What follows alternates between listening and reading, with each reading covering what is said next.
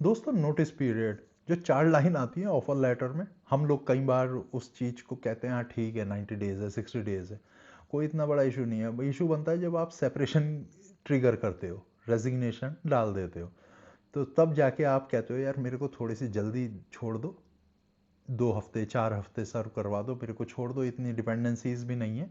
जो एक valid point होता है, मोस्टली केस में होता है भाई कोई डिपेंडेंसी नहीं है, बंदे को आप इजीली रिलीज कर सकते हो, नहीं उसको ऐसे कैसे टार्निश करेंगे, उसके जितने भी ब्यूटीफुल मोमेंट होंगे पहले हम इस कंपनी के साथ, उसके बाद कहेंगे कि हाँ अब चल तू जा, चला जा, अब पूरा टाइम सर्व करके वाके जा। तो अब यहाँ पे एक इंसिडेंट अभी रिसेंटली आया कि बंदे ने बोला मेरे पास 60 डेज का नोटिस पीरियड है, जो कंपनी को मैं सर्व करना चाहता हूँ उसमें से 30 ELs मेरी डिडक्ट कर लो और मेरे से 1 महीना सर्व करवा लो। कंपनी ने वो सब तो सुना नहीं, उसे 12-14 घंटे काम और दे दिया। अब वो बेचारा डिप्रेशन में चला गया, अब वो रो रहा है, कह रहा है ये मैनेजर्स जो हैं गंदे मैनेजर्स हैं, इंडियन मैनेजर्स। अब उसका कहना भी ठीक था, कंपनी अपनी जगह भी शायद सही हो, बट मेरे को लगता नहीं है अगर इतना ही सही होता तो शायद उसको रिटेन कर लेते, अगर अच्छा एम्प्लॉय होता, याद रखना। और कभी भी आपको जब रिटेन करने की बारी आए रुकना नहीं, रेजिग्नेशन डाल दे, you have to let it go. आपको वहाँ पे कोई वो इशू नहीं दिखाना है कि हाँ वो मेरे को ऑफर दे दिया, मैच कर दिया, वो फिर रेपुटेशन रह नहीं जाती। एक बार नो कर दिया, स्टिक टू दैट। अब उसके बाद आया बंदा रो रहा है, काम कर रहा है और चले जा रहा है। अब इस केस में क्या करे आदमी? मैं आपको इथिकल अनइथिकल दोनों चीज़ें बताऊंगा। अनइथिकल जो भी है वो ऐसे होगा कि जो मैंने एक्सपीरियंस करा। इथिकली जब आप जो वैलिड है उस चीज़ को, लीगली भी करेक्ट है, कंपनी वाइज भी, और आपका जो मोरल्स वैल्यू है उनको भी वो कंप्रोमाइज़ कहीं नहीं करता। अब इसमें इशू आता है कि भाई नोटिस पीरियड जल्दी क्यों करना? तो बीइंग एन एम्प्लॉय इसमें दो फैक्टर आते हैं। पहला आता है फाइनेंशियल, दूसरा आता है न्यू ज्वाइनिंग जहाँ भी हो रही है वहाँ पे कितना स्मूथली आप ज्वाइन कर सकते हो। तो पहला इशू आया आपका फाइनेंशियल। ज्वाइनिंग बोनस आपको मिल सकता है जो कि नहीं मिलेगा अगर पूरे का पूरा सर्व करके आ रहे हो। हालांकि मैंने तो तब भी ले लिए कंपनी से, मैं 3 महीने सर्व करने के बाद भी ज्वाइनिंग बोनस लिया है। पर वो फिर आपके पास उतना बार्गेनिंग का पावर होना चाहिए, क्लाइंट राउंड पहले हो गया या कुछ चीज़ है ना। तो वो सेकंड आता है आपका कि आप जल्दी स्टार्ट करोगे नई सैलरी में। हाँ लेट्स से आपकी 90,000 थी और नई सैलरी आपकी 150 आ गई है, 1,50,000 पर मंथ इन हैंड, तो आपको 60,000 का लॉस हो जाएगा आप जितने महीने लेट करोगे। ठीक है, अगर आपने 1 महीना लेट कर दिया तो आपको 60,000 का सीधा लॉस है। तो एम्प्लॉय के लिए तो फाइनेंशियल ये है। दूसरा आ जाता है आपका नॉलेज बेस। आप नया प्रोजेक्ट जितना जल्दी ज्वाइन कर लो यार उतना बढ़िया है। पता चला आप 2 महीने लेट हो गए तो पता चला 2 स्प्रिंट 4 स्प्रिंट छूट गई और वो फिर गाड़ी आप आगे पकड़ोगे तो वो मीटिंग में आपको पूरी टीम बचा रही है, अरे न्यू ज्वाइनिंग है न्यू ज्वाइनिंग है। तो वो कहोगे यार ये वाला टैग मेरे से हटा दो भाई, न्यू ज्वाइनिंग का कुछ काम दे दो सीरियस, जहाँ मैं क्लाइंट के सामने भी फेस कर पाऊँ और मैं मेरे को भी सही लगे, मैं जस्टिफाई कर पाऊँ अपनी सैलरी भी। तो वो वाला इशू आता है। तो यहाँ पे अब जो ओल्ड एम्प्लॉयर है उसको भी कोई दिक्कत नहीं है, कंपनी को कोई दिक्कत नहीं आती, तुम मर जाओ कंपनी चलेगी, प्रोजेक्ट भी चलेगा, सब चीज़ें चलेंगी। ये इशू सिर्फ यहाँ पे आ जाते हैं जो ये एम्प्लॉयज़ होते हैं कंपनी के, जो आपके रिपोर्टिंग मैनेजर होते हैं। अब इसमें रिपोर्टिंग मैनेजर कहता है यार ये कैसे जा रहा है, पता नहीं क्या ईगो रहती है इन लोगों के अंदर, या कुछ तो मतलब मेंटल ट्रॉमा होता है, कुछ तो है, चाइल्ड अब्यूज़ के शिकार होते हैं कुछ मैनेजर्स मैंने देखे भाई। तो ये उस चीज़ को लेके परेशान कर देते। अब एम्प्लॉय क्या करे? एम्प्लॉय अब वो रो रहा है बंदा, कह रहा है यार मेरे को काम भी दे दिया, रुला भी रहे हो तुम। तो इस केस में क्या करो? अगर तुम्हारे को रुला दिया, तुम उस ब्रेकडाउन वाले पॉइंट पे, थ्रेशोल्ड पे आ गए भाई, कि भाई तुम अब रो ही रहे हो, काम बंद कर देना, सारा काम बंद कर दो, ऑफिस जाओ, 9 आवर्स का पंच करो, काम मत करना अब, no calls no status calls कुछ नहीं, चुपचाप। वो बहुत पूछेंगे क्या है क्या है क्या है, मैं इसे लूप करता हूँ। अरे तू भगवान को लूप कर यार, ये हमारे बाप थोड़ी हैं, बाप तो घर बैठा ना, लूप करने दो इन्हें। अगर आपको भाई मतलब ब्रेकडाउन, मतलब मेंटल ब्रेकडाउन होने वाला ना यार तुम्हारा, तो उससे तुम्हारी हेल्थ से, तुम्हारी मेंटल हेल्थ से, फिजिकल हेल्थ से बढ़ के कुछ नहीं है। इनकी ईगो 2 मिनट में तार तार कर देना, फिर आपको जो लगे वो कर देना। अब उसके बाद होगा क्या, ये सीनियर मैनेजर्स को जाएंगे, ये वीपी को जाएंगे, फिर बाद में वो इवेंचुअली एचआर पे आएगा, एचआर आएगी, अरे क्या हुआ, फॉर एग्जांपल विनीत क्या हुआ, तुम ये वो, तो तुम कहना भाई ये मेरे को परेशान कर रहा है और मैं इस जगह आ गया हूँ, मेरे से काम नहीं हो रहा है और मेरे को हरेसमेंट किया हुआ है, मेंटल हरेसमेंट, और मैं मेंटली फिट नहीं हूँ इस आदमी के साथ काम करने में। तो वो फिर कहेगी क्यों, अभी तक तो ये सब सही था, ऐसे वैसे। फिर उसे बताएं भाई मेरे पुराने मैनेजर्स का भी रिकॉर्ड देख लो, वहाँ पे भी ठीक काम किया, यहाँ पे आके आदमी सही नहीं है, जब से मैंने पेपर डाले इसके तो रंग ढंग बदल गया, ये मेरे को और काम पे काम दिया जा रहा है, इतना काम तो मैंने जब पेपर नहीं डाले थे तब भी था, तब नहीं दिया। तो अब मैं तो नहीं कर पाऊंगा, अब काम तो नहीं करूंगा, मैं पंच कर रहा हूँ, मैं केटी दे दूंगा, पर मैं काम में कंट्रीब्यूट कुछ नहीं करने जा रहा हूँ अब। तो उन्हें बताना कि भाई मैं मेंटली हरेसमेंट का अब मैं शिकार हो गया हूँ, ख़त्म काम। और इसको ईगो है मैनेजर को, पता नहीं किस चीज़ का है बट है।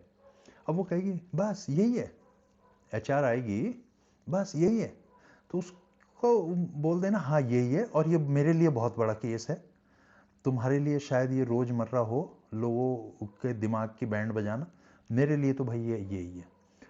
वर्ड्स का चुनाव डिसरेस्पेक्टफुल मत करना, एचआर को वो भी मोस्टली लेडी आती है तो वो सब मत करना, गाली गलौच और अभद्र भाषा का प्रयोग मत करना, ठीक है, हो गया।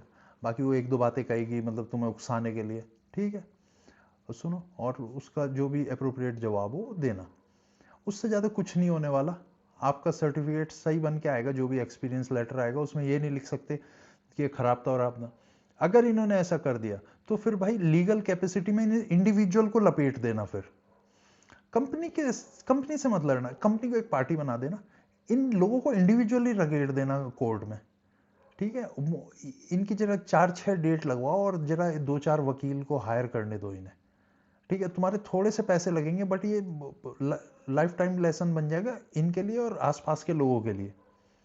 और हो क्या रहा है, उस थोड़े से पैसे बचाने के लिए 20-25-50 हज़ार बचाने के लिए जो वो कोर्ट की फीस होती है वकील की, हम लोग ये सारे काम करते रहते हैं, इन गधों को झेलते रहते हैं।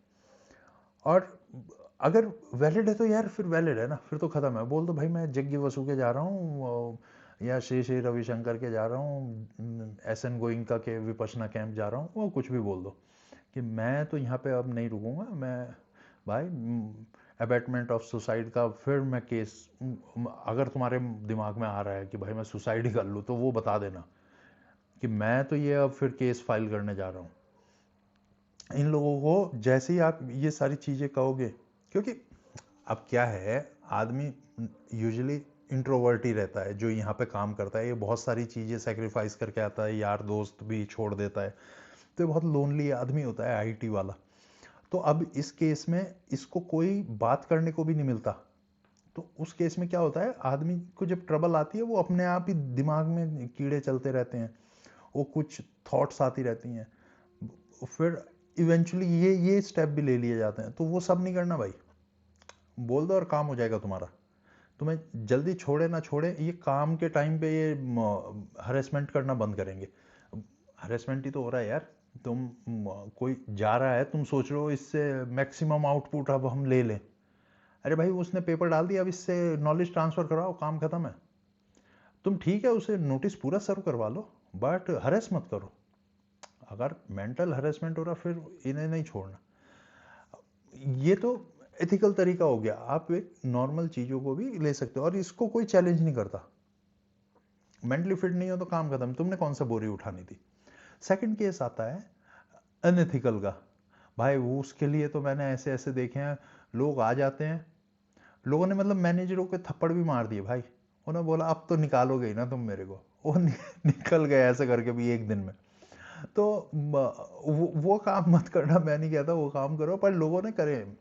बंदा प्लास्टर बंधवा के आ गया 200-250 रुपये सरकारी हॉस्पिटल में, कहा मेरी तो हड्डी टूट गई, अब वो कहेगा यार इसको मैं प्रोजेक्ट पे क्या ही दूंगा, कह रहा मैं इसको कीबोर्ड नहीं चल रहा, 250 रुपए का वो चूना और पट्टी बंधवा के आ गया और पक्का प्लास्टर बंधवा के आया बंदा। मैंने बोला यार चरण कहाँ है भाई तुम्हारे, नमन है ऐसे बंदों को। और एक बंदा मिला मेरे को, भाई ने लैपटॉप पे पानी डाल दिया।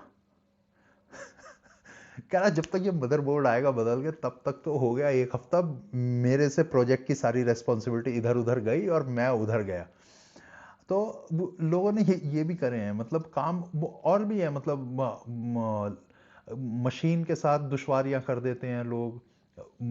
लोग जो भी अपनी दिखा देते हैं, भाई ये हो गया, हाथ टूट गया, मेरी आंखों की सर्जरी हो गई, ऐसे वैसे बहुत सारी चीजें होती हैं, वो अनएथिकल होती है भाई। पर ये भी करे हैं लोगों ने, क्या करना मत यार।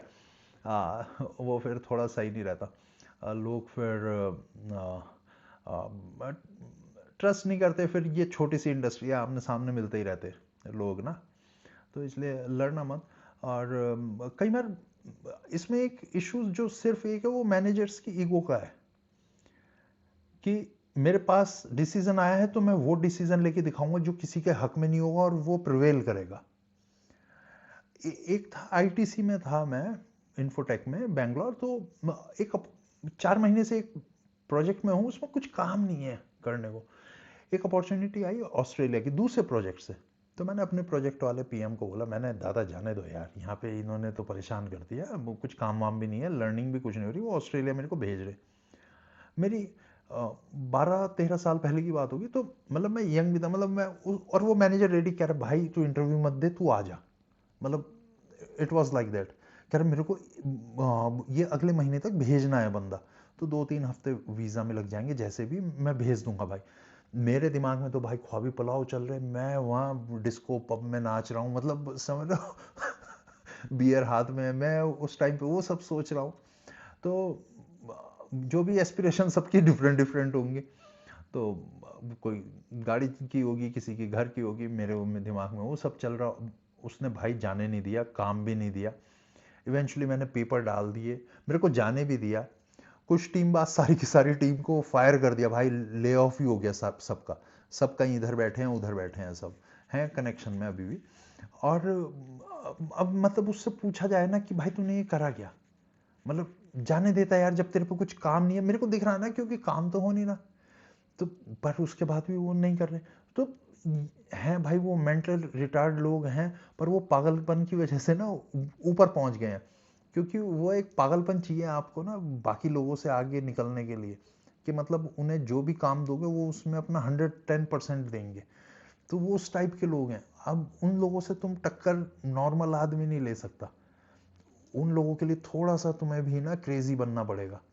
तो ये क्रेजी सॉल्यूशन है भाई, मतलब लिटरली जो जो बताए हैं ये सारे के सारे काम करते हैं, बट वो सब करना मत, वो बल्कि जल्दी लग जाते हैं। एक लेडी ने तो भाई हरेसमेंट का ही चार्ज लगा दिया, उसने बोला ये तो मेरे को हरेस करता है मेंटली, और मेरे को इसकी हरकतें लगती हैं, ये मेरे को कुछ और ही करने की सोच रहा है। तो वो उसकी तो वाट लग गई थी। वो फिर लेडी और वो दोनों फिर बाहर ही निकले, लेडी को तो जाना ही था, उसको भी फिर बाद में पता नहीं क्या हुआ उसका, आदमी का रहा नहीं रहा।